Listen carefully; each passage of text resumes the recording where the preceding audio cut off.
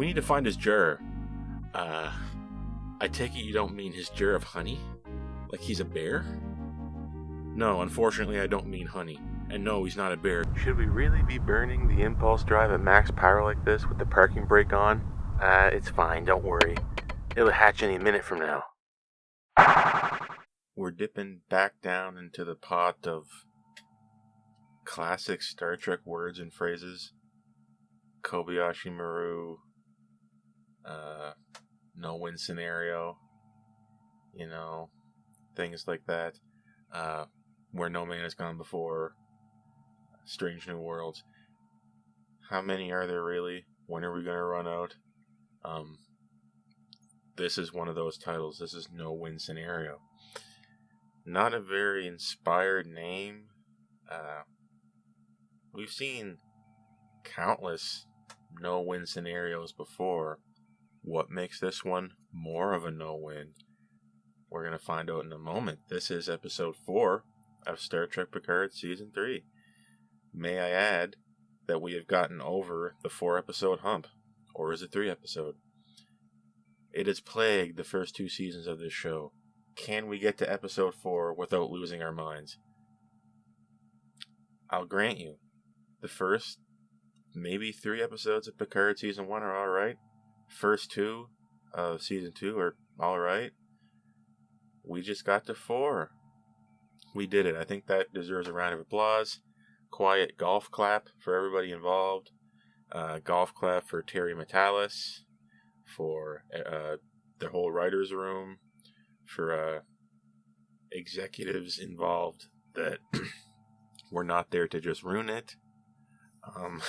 Maybe they're keeping their distance this time. Too many cooks in the kitchen and all that. Special thanks to Jonathan Frakes, Patrick Stewart, Ed Spielers, Gates McFadden, our stars of this season. I forget what the captain's name was, sorry. But it's on the house.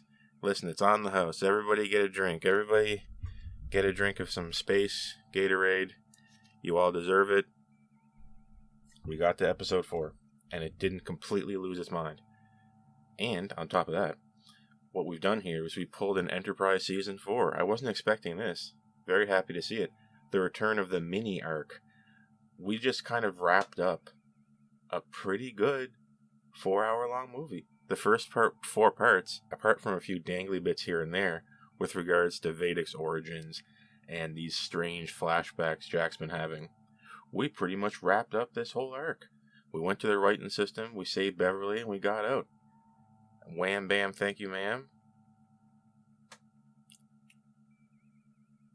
It's hard to ask for much more than that in this day and age, right? We got our own little complete mini arc. And hopefully, we got 10 episodes in the season, right?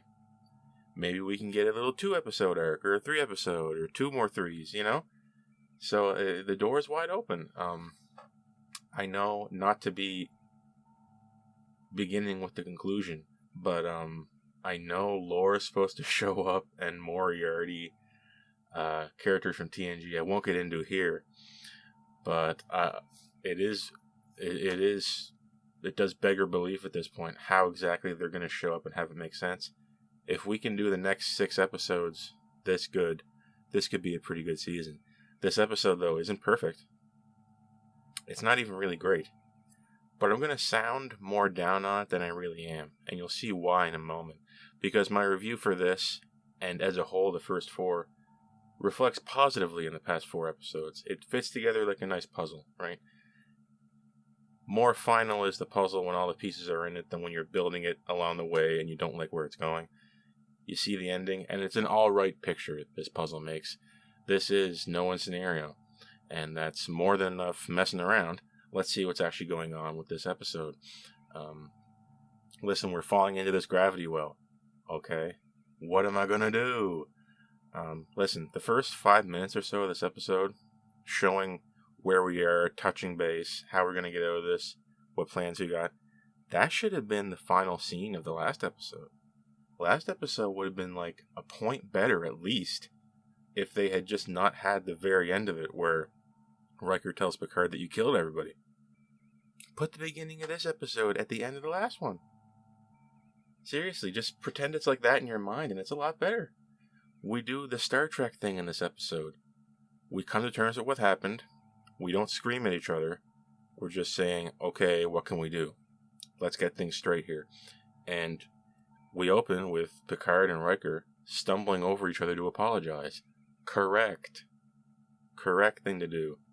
No, I was out of line. No, you were. No, you were right all along. I'm sorry. Very good stuff. Maybe we can chalk this up to just being old. Maybe Riker just old and his emotions got the better of him and he said something he shouldn't have said. But let's let bygones be bygones. We've buried the hatchet. A theme of this episode, by the way, burying our problems. Taking the bad stuff, putting it in the ground, and moving forward with what works. That's only scratching the surface thematically. This episode on repeat viewings was very dense. There's a lot of theme in this episode. Too much to really count. I keep finding things. This episode, it's a tapestry of themes, symbolism. It all hits, but some of it hits like you're aiming at a thumbtack with a sledgehammer. They lay it on a little thick at a few points that I didn't like. As I said before, your theme should be discovered, not announced. I believe I said that in my Prodigy review. But what are we going to do to get out of this disaster? Listen, we're accepting our fate. We have a flashback again. I'm getting a little tired of seeing this bar. I don't need to see this anymore. This is some kind of leftover from the past 2 seasons of Picard. It's relevant to Picard only in that we saw it in Star Trek Picard before. It's not relevant to me. I was hoping for a flashback of 10 Forward. 10 Forward, Enterprise D. On more than one occasion this episode, we had a great excuse to do a cool flashback, and we didn't do it. And we really needed it. Plot-wise, it didn't really affect anything that we didn't get these visual flashbacks to, Stargazer, U.S.S. Constance. I'll get into that in a moment. But it would have been cool to have it. Obviously, they want to put in the Easter eggs. Let's take one step further. Let's do a flashback. Why not? Regardless, we're back at that bar again that's significant to Picard and not us. Where Picard is trying to have a meal, and he gets ensconced in Starfleet officers out of nowhere saying, "Can you tell us this? Can you tell us that? What about this? What did you do here? Oh, well, Hydrogen this, when the walls fell, Tanagra, whatever this. Do I need to go into it?" Referencing numerous different Star Trek things. And now get the heck out of here, guys. That's not really what he says. He just says, "Thanks for this impromptu meeting. I need to finish my food." This flashback will become important later, and you'll see why, because I keep flashing back to it. I'm getting over this bar thing. I don't want the bar to show up in the next few episodes. Let's leave the bar in the writing system. Let's just leave it there, baby. We don't need it anymore. We got everything we need here in the Titan. We don't need that. You see, Riker is telling, in the present day, Picard, you better go talk to your son. We're all going to die here. I wish I had more time with my son. Most importantly, I saw that coffin go into the infinite darkness of the ground, and I felt nothing, because in all my days in space, nothing made me believe that there could be something after death. And Deanna feels everything, and I feel nothing, and here I am, back in the infinite darkness of death, that being space, where I ran to. I ran to the same hole I put my son in. Deep stuff, but do you think it's a little hammy? Do you think it's slathering it on a little thick? Are we putting way too much peanut butter on that toast? That's going to be up to you. I can identify when something's good, when something's bad. Separate from that, I can identify when something's not working for me. This was good, but it isn't working that much for me. It's a little overcooked. Maybe underwrite this episode a little bit. Just write a little bit less this episode. It would have been better. Not by that huge a degree, but it would have been better. Picard heeds his advice and goes to talk to Jack. "Hey, Jack. What's up, son? Can we have a little heart-to-heart in the holodeck right quick? I know we're dragging all the power from everything else in the ship, but guess what? Just like this is Voyager, the holodeck is on an uninterruptible power supply that can't interact with the power systems of the rest of the ship. So when the captain says, I need all the power, we don't have to give him all the power. We can secretly siphon some off for the holodeck, so we can have fun while we die. Essentially, is how Picard explains it. They have a conversation that it feels more impactful than it really is. Picard says, why don't you tell me about why it is you didn't want to see me? And Jack just kind of trails off, saying nothing. Jack says nothing to Picard, but Picard says a lot to Jack. It's an interesting dichotomy here, and I think it was intentional. Jack revealed very little about himself, but Picard was really opening up, turning the tables, right? However, the most important question, the most important thing Jack had to ask Picard, the elephant in the room, about the hair. Enjoy it while you can. Yeah, Jack said he was 23. Enjoy it while you can. Well, guess what? I've been bald. Well, let's just say I started when I was 18. The process began when I was 18 years old. So I was younger than Jack Crusher in this when that happened for me. And now I think I look distinguished. Right? You see? I look experienced. I look trustworthy. The bald really suits me. Or does it? Self-praise is no praise after all. And just like in our flashback to that bar when those Starfleet officers talked to Picard, more of them sneak into the holodeck to enjoy their final moments together. So sad. But that's not all. You see, a lot of the things that are a revelation in this episode were telegraphed visually to us in previous episodes. Lights flickering, bioelectric signatures coming from inside the nebula. What's that about? You see, Beverly, mysteriously, I don't know, it smacks of Discovery Season 4. Remember the DMA? Hey, this thing, it's complicated. It must have been made by sentient creatures. We established that like 7 episodes before we find them, and in this episode, Beverly just says, it's like birth contractions.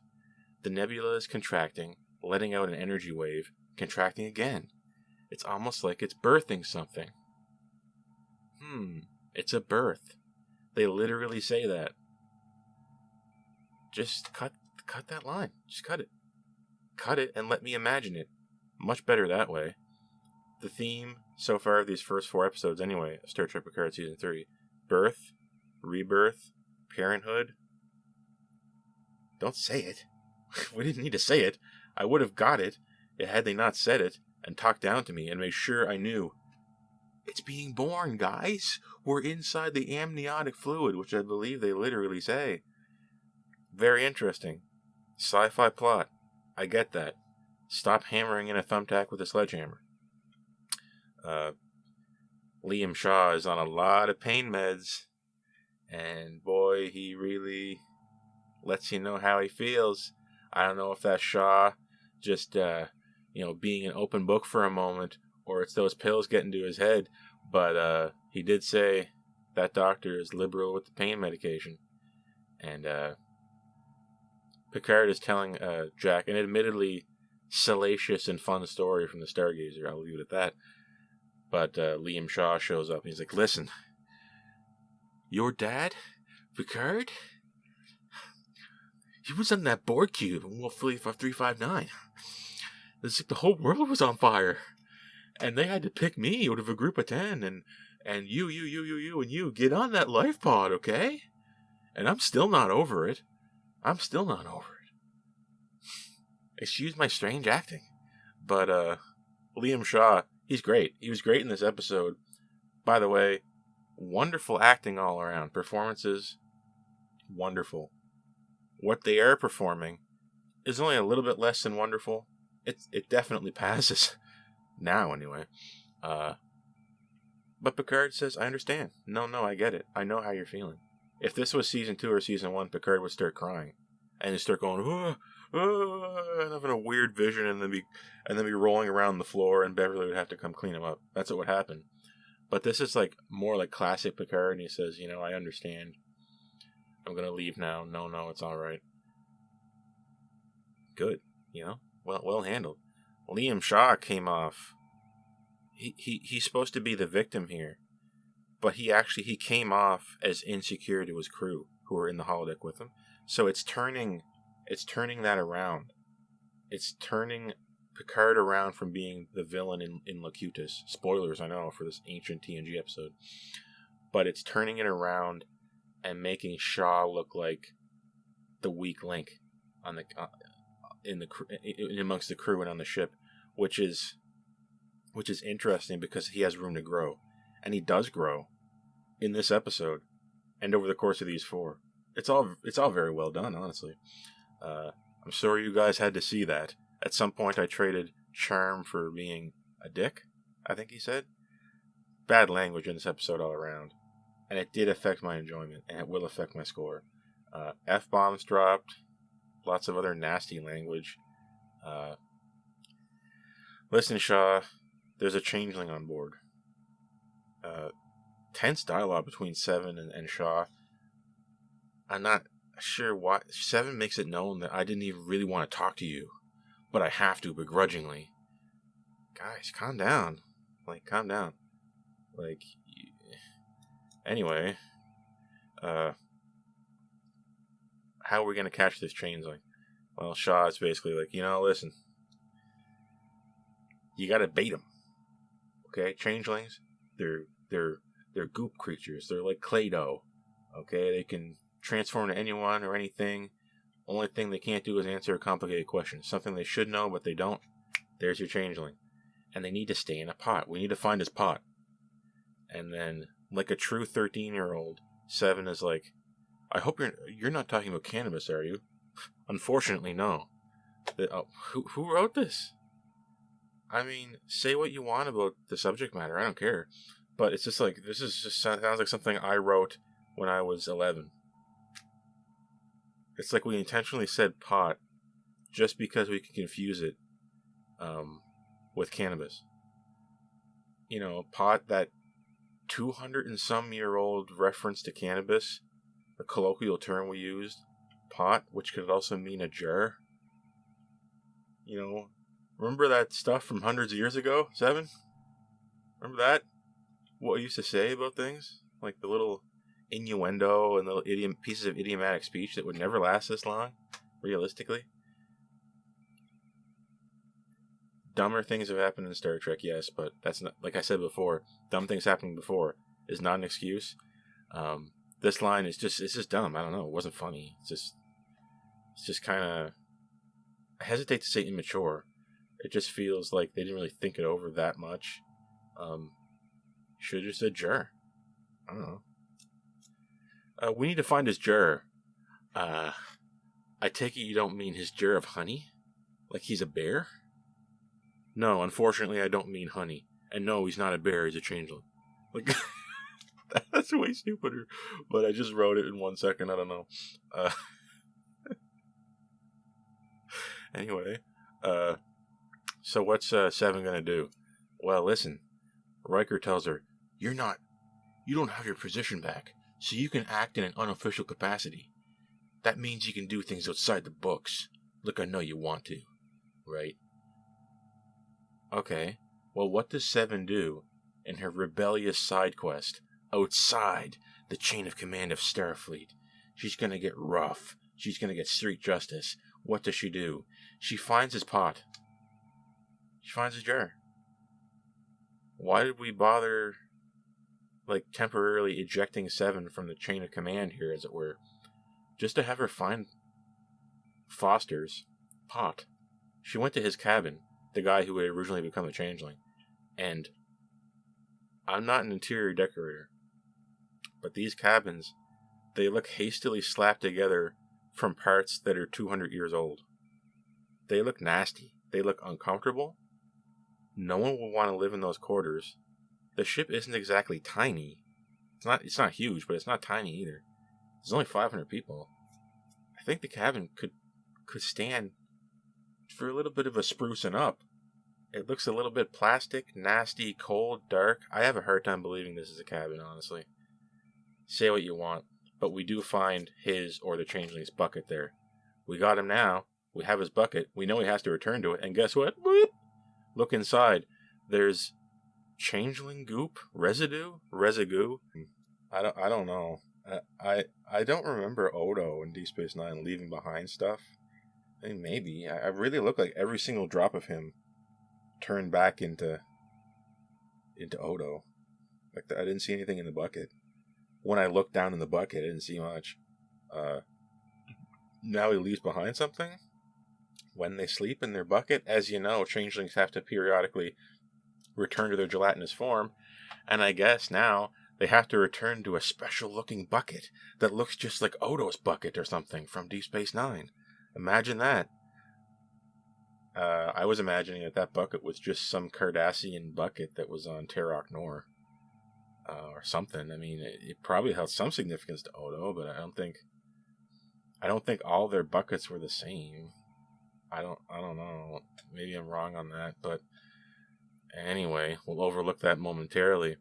We use this bucket. We need to do a scan this residue. A tricorder isn't enough. I have to get into wherever. I need to go science the crap out of this. And then there's actually a changeling walking beside her. Happens to be walking beside her. Rudy Tooty, point and shooty. The changeling knows that Seven has his bucket, and this changeling can't let her get away with the bucket. He destroys, I believe, the bucket, and he kills another crew member. Goops up, and then goops through the wall. And it used to take an awful lot to kill a changeling. Like, it was really hard to kill. When you couldn't just shoot them, it wasn't enough. Without getting into that, this changeling does appear to die later. You see, we have this idea to get out of the nebula by riding the wave. This has happened before in Star Trek. It's not really anything new, but it's still a little bit far-fetched.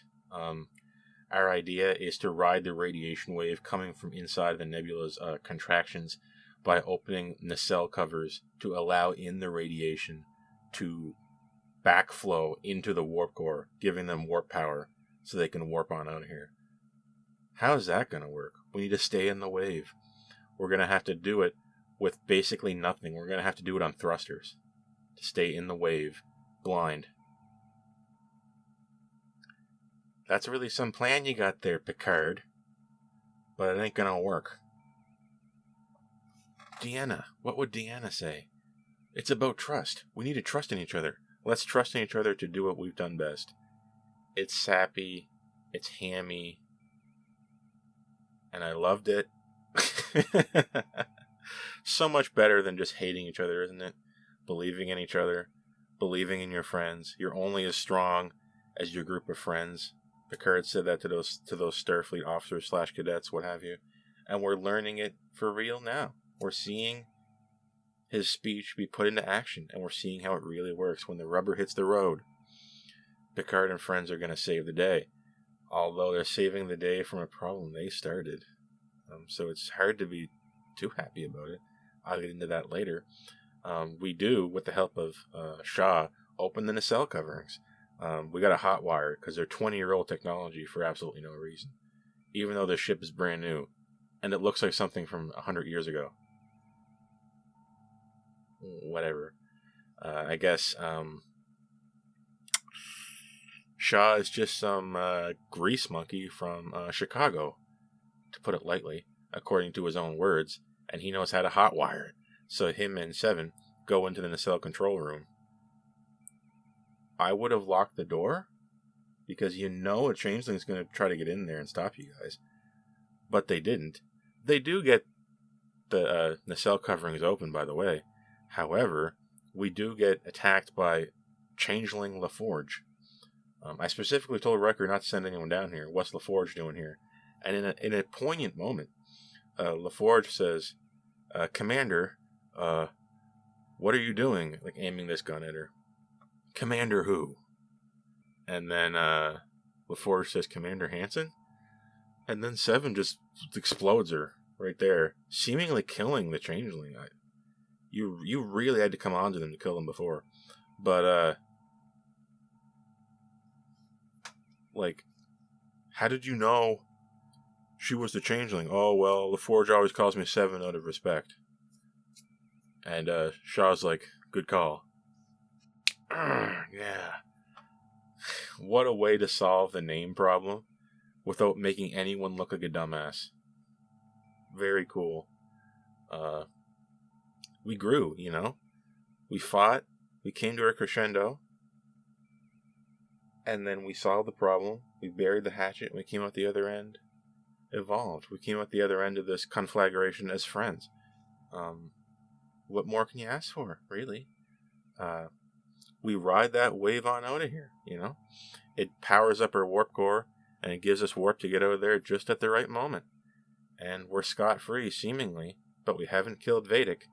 We've launched an asteroid at Vedic with the tractor beam, which was cool because we stopped Vedic the same way she initially tried to attack us by throwing a ship at us. They threw a ship, we threw an asteroid. You see, it rhymes, right? It wraps itself up with a little bow. And Riker has a speech to Deanna. Listen, lately I've been a little bit short with you, and it has to do with me not believing in anything. But I think I just got my belief back. For a few years, I was mean and sad, and I was burning pizzas on Nepenthe with our daughter for no reason.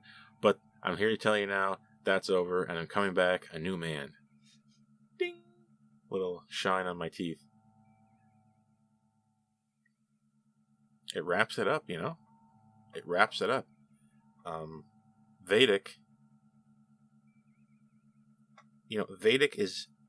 Vedic's actress has a challenging role.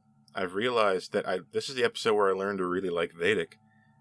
Not in terms of the plot, but in terms of the performance and the style. Vedic is acting on top of acting. Her job. Vedic's performance when she is talking to Picard and co. is the supervillain performance. The over-the-top performance. At this moment, Vedic cuts her hand off, revealing that she's missing a hand, but one of her hands is a changeling. I never thought of that before. Part of this person's body is a changeling. Why not? Right?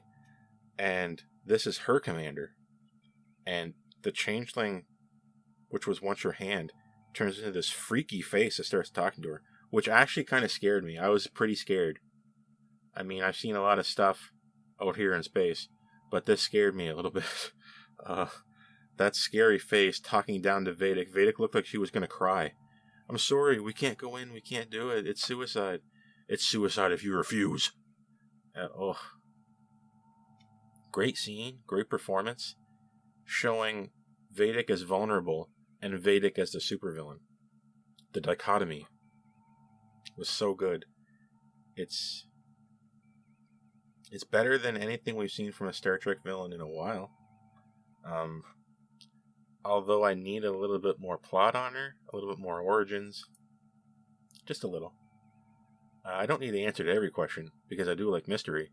And that about wraps up this episode, save for the final scene. Bum, bum, bum. Jack Crusher's okay, right? Well, guess what? Remember that flashback we had earlier at the bar? Somebody else was there. And that person who was there was Jack Crusher. Picard didn't realize at the time. After he had given this rousing speech to those Starfleet officers about family.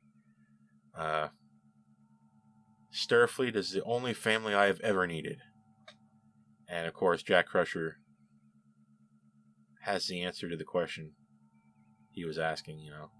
Starfleet was his family, and he wasn't his family. And then he's gone. And Picard puts it together at the last moment that, oh wow, I actually said that to my own son.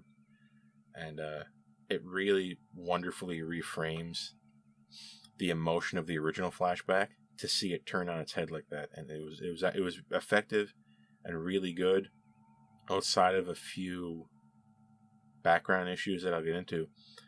Finally, we see Jack Crusher in a cabin, in a bathroom, somewhere looking at a mirror, only to have a brief flashback in the mirror a branch is forming behind him. Something. Find me. Come here. Do this. I don't feel like speculating on it, to be frank. There's a chance I might just guess it. So I'm not going to speculate. And that about wraps it up, that it really wraps up beautifully what was set up in the first 4 episodes. But what is the overall problem here? Well, listen, Picard says to these Starfleet officers, and you could say maybe he was putting on a show for the Starfleet officers. He was towing the line. It could have been he was being a spokesman for Starfleet. Could have been. But I also know that Picard valued his family very deeply. His quote unquote real biological family. He cried when they, spoilers, died in Star Trek Generations, looking at his photo album. He experienced a family and loss in the episode Inner Light. There was that one episode where he thought he had a son but didn't. Picard has had multiple experiences with family and loss of family. It seems a little bit suspicious. He would say he doesn't need any family now, as the only family he's ever known or needed was Starfleet. But you could say he was putting on a show. And if you do say that, then that means Jack Crusher responded emotionally enough to leave by seeing what amounts to a recruitment speech from Picard. So if you think of it that way, it makes Jack look kind of stupid. Jack probably would have normally just walked up and said, okay, yeah, listen, let's have a real conversation here. All that stuff was for Starfleet, right? What do you really think of a family? Oh, I'll tell you what I really think now. The professional opinion and your personal opinion. And with the Changeling, of course, we're changing up some canon things to the Changeling. Leaving behind residue, all the buckets kind of looking the same. That's a little bit bizarre, but most importantly, could the Changeling have guessed that Shaw wanted Seven to be called Hansen? When they were in the nacelle control room, the Changeling knew Hansen was there, Seven, and knew Shaw was there. In the presence of the captain, would LaForge not call Seven Hansen? If that was the case, and it really was the actual LaForge, could Seven have just killed LaForge?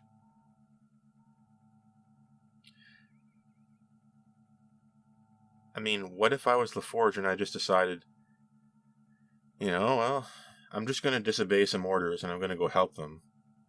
And, Shaw's here, so I better call Seven Hansen. And then, oops, I just got shot. So, could that have happened? It just felt like Seven she was a little bit trigger happy. Just a little. I don't know, I know it's a Changeling. But there's just something about it that's weird. I don't know, maybe you think differently. I don't know what I would have done in that situation. But it does so neatly put a bow on the whole naming problem that I think I would have written it in like that anyway. So I don't have anything better to say. I don't have a better idea. So I guess I probably shouldn't complain too much about it. At the very end, the babies are born. The contractions. It turned out Beverly just guessed right. We just guessed right. It could have been anything, but we guessed right. It was a bunch of little space octopi, space squid. Very beautiful. They were born, and somebody, Beverly, blurts out, to seek out new life. Oh my gosh. Cringe. You're slathering on a little thick. What did you just do? Did you just throw an asteroid at Vedic? You're goddamn right I did. Cringe. Maybe it works for you, but for me, I was just like, I don't want to. That's a little bit savory. Right. It's a little bit much. But I can forgive a lot in this episode simply because we wrapped everything up so well. We really put the cherry on top, we ended our little mini arc. If these 4 episodes had been condensed in a 2.5 hour long movie, and let's just say somehow in those 2.5 hours, we had Vedek's origins, and we didn't have the Jack Crusher flashbacks to be that little ding-a-ling on the end, making us want to come back. This could have been a movie that would be better than Nemesis, 2009, Into Darkness, Beyond. Would have been better than Insurrection. Did I say that? It would have been better than Generations. It would have been better than like over half the Star Trek movies if they had condensed this down and tightened it up a little bit. I'm telling you. We didn't just beat the 4 episode hump. We leaped over it. We warped over it. So there really was, I guess it's true, a quantum leap in production quality, writing quality, and staff behind this episode. I'm starting to believe the hype now. I'm believing the hype. Visually, I mean, we missed out on an opportunity for a lot of cool flashbacks. It didn't really wow me visually. The ending was cool, seeing those creatures fly around, but it's nothing we haven't seen before in Star Trek, to be honest. Space-dwelling creatures being all beautiful and whatnot. So I'm going to have to kind of go ho-hum visually. Musically, I could have used a little bit more thump, a little bit more beat, a little bit more action in the music. I am hearing motifs that sound original to me. Something sounds like it's sneaking in. Like have you heard this?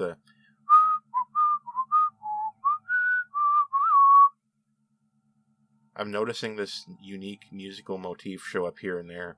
This little melody that I think is meant to represent the Titan. Although it does remind me of the early concept theme for Star Trek Next Generation. Go back and listen to that. Look up TNG demo theme or TNG early theme. You can hear it sneak into the background of soundtracks in the first few seasons of TNG, but that was originally supposed to be the theme song. And this kind of reminds me of it, but it's a little different. So musically, thematically, we're over pouring the glass. We're putting the glass down, and we're just pouring in the drink, and it's going everywhere. And Picard, that's enough wine. You got too much wine. It's overflowing.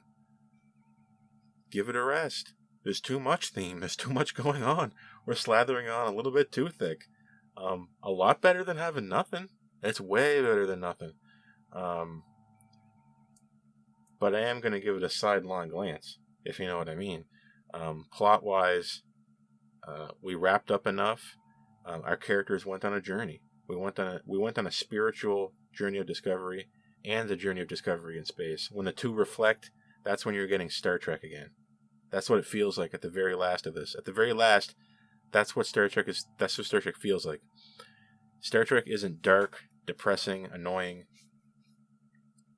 Although the sets are dark, depressing, and annoying, they're not supposed to be. That's not supposed to reflect what's going on in the script, what's going on in the world, what's going on in our hearts.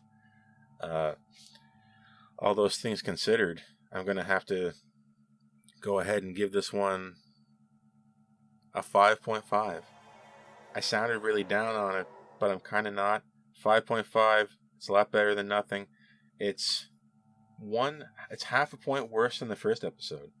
I almost wanted to say it was as good as the first episode, but the language, the F-bomb, the immature, some of the immature dialogue, and some of the changes to how the changeling works, it's a little bit too much for me. Without those things, it would have been a 6 or maybe even higher. All things considered, I'm looking forward to what comes next. Thematically, like I said, there's just too much to get into, though. Rebirth. Jack is reborn as Picard's son, and now we're friends. We've opened up to each other. We buried the hatchet to get rebirth. We sacrificed the negativity to get the rebirth of kinship. That's what this episode is about. Picard and Jack did it. Seven and Shaw did it. And we used the birth pangs of these creatures to power the Titan to boldly get the hell out of there. And we saw the space babies, as it were. You see, it all reflects each other. Let's all bury the hatchet, right? Let's all move on. I'm sure we're all friends here. I'm Lieutenant Mark, and I'm gonna see you when next time I see you. That's been Star Trek.